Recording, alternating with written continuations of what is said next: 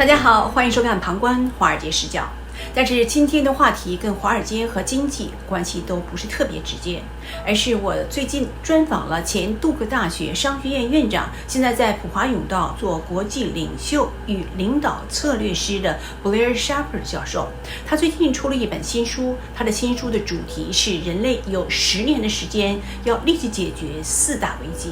如果这4大危机不紧急解决的话，我们会面临相当大的灾难。这个对话时间比较长，我会分为2次陆续播出。那么也希望观众呢能够认真的听讲，主要它的内容是对我们都会有很多启发。时间关系，现在我们马上就请 Sheppard 教授为我们首先介绍一下这4大危机都是什么。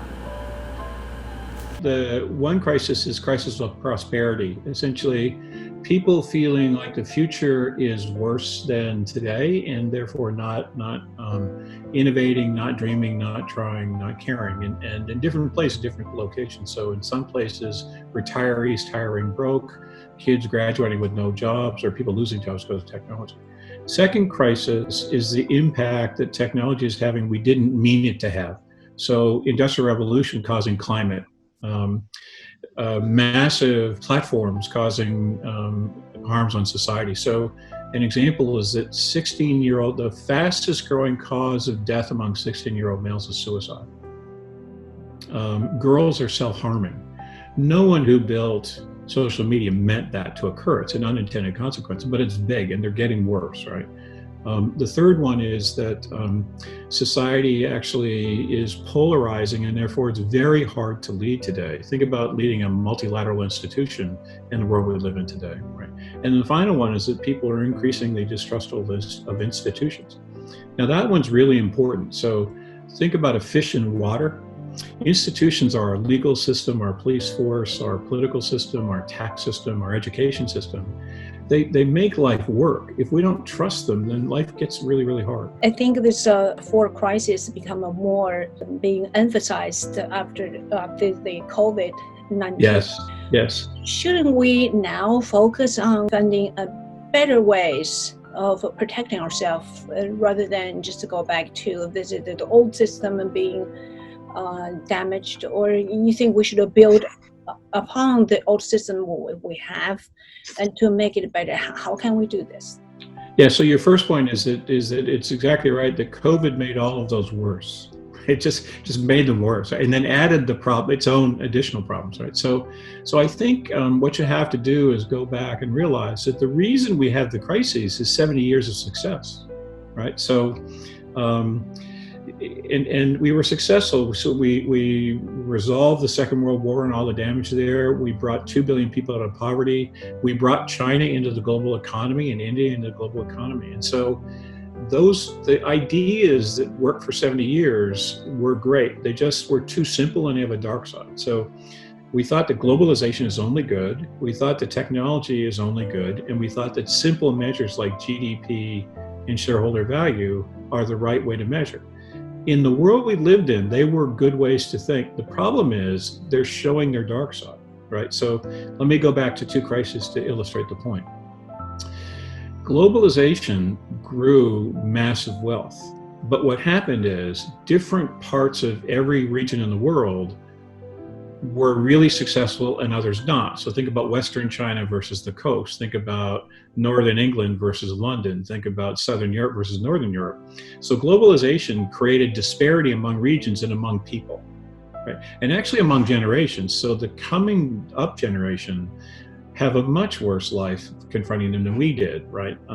And the reason for that is that globalization, if we'd measured more complex measured and looked at how is the whole country doing, the dispersion in the country, or how is social welfare doing, then that wouldn't have happened. But because we had a simple measure of success, which is just overall economic success of a country, GDP, we missed the unintended consequences of globalization. So we have to take our ideas and make them a little more complicated. Therefore, say, globalization only works if you have thriving local economies first. Technology is only good if we understand the unintended human consequences of technology and we mitigate them. And simple measures like shareholder value and GDP are only good if we think about a broader set of measures as well that are more inclusive. And so we have to essentially add complexity to the original idea. You can't throw globalization away, but it makes no sense. Let me give you that example in particular. Think about one of the things that happens at globalization is winner takes all in a technology-based world, right? The big ones win. So think of it as the Olympics, for example. If there are only 2 or 3 swimmers in a swim race, or gymnasts in gymnastics, or track runners, it wouldn't be very interesting. We need good, thriving local athletic communities that then build to the state level, and then provincial level, and national level, and then eventually global. Same thing in economics. We need thriving communities everywhere in the world. Then we can globalize. But don't globalize and kill the communities in the process. That's what we did. We didn't mean to, but we did. Mm-hmm. But the globalization happened. It's not somebody organized. We kind of did. We kind of did, right? So there was this agreement that we'd create the World Trade Organization, and then most schools taught globalization, including my own, by the way. I was at Duke University for 33 years, dean of a business school. I taught globalization. We actually created a program designed to help people globalize. So we kind of did, right? And so we can, if we can think our way into it, we can think our way out of it too. And I don't mean to kill globalization. I think we have to be more subtle. But yeah, it didn't just happen. It was an intentional act by humanity to globalize. It really was. And so we can have an intentional act by humanity to fix the issues as well.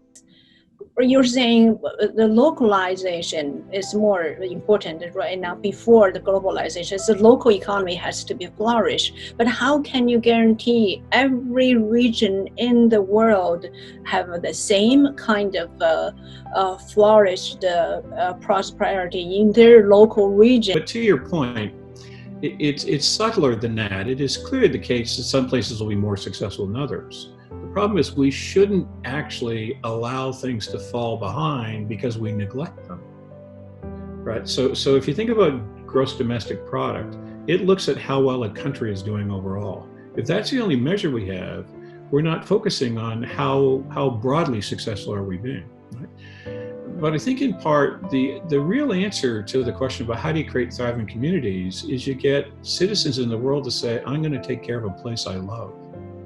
So we actually have a story in the book about a woman from Kunshan, right, China, who loved Kunshan. And as the vice mayor, she would do whatever was required to make it a successful city. It could have been left behind, right? I mean, it could have been one of many third-tier cities in China that was not successful, but she wouldn't let it happen. We just need more local heroes like that, right? Who pick up and say, I'm going to help the town I care about, I love, actually. My own observation by reading news information is because the globalization happened because the corporation want cheap laborers.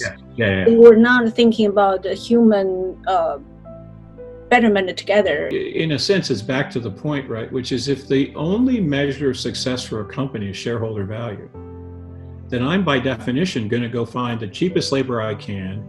And I'm not going to care about the impact I have on the environment, and I'm not going to care about what towns I leave behind. I'm just not going to worry, because my only job is to help people succeed who own the company.